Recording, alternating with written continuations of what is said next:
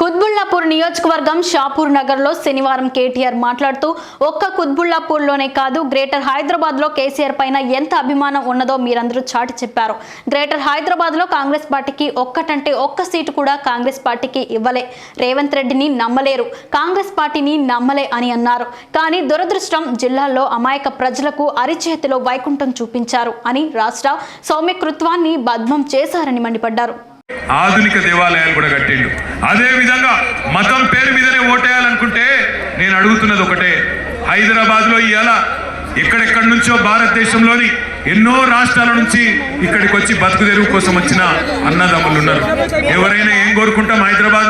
హైదరాబాద్ మనందరికీ అన్నం పెట్టిన అమ్మ. అట్లాంటి హైదరాబాద్లో ఏం కోరుకుంటాం? మనం అందరం కలిసిమెలిసి ఉండాలి, అన్నదమ్ములు లెక్క ఉండాలి, మత సామరస్యంతో ఉండాలి. హిందూ అయినా, ముస్లిం అయినా, క్రిస్టియన్ అయినా కలిసి ఉండాలని కోరుకుంటాం. కానీ బీజేపీ వాళ్ళు ఏం కోరుకుంటారు? ముస్లింలను ఇవాళ ఉద్దేశపూర్వకంగా ఈ భారతదేశ ప్రధానమంత్రి నరేంద్ర మోడీ అవమానిస్తూ ఉన్నాడు.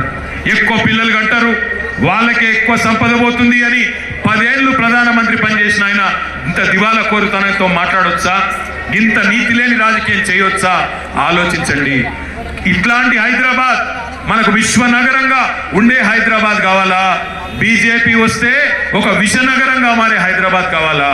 హిందువులు ముస్లింల మధ్యన చిచ్చు పెట్టే దిక్కుమాలిన రాజకీయం కావాలనా?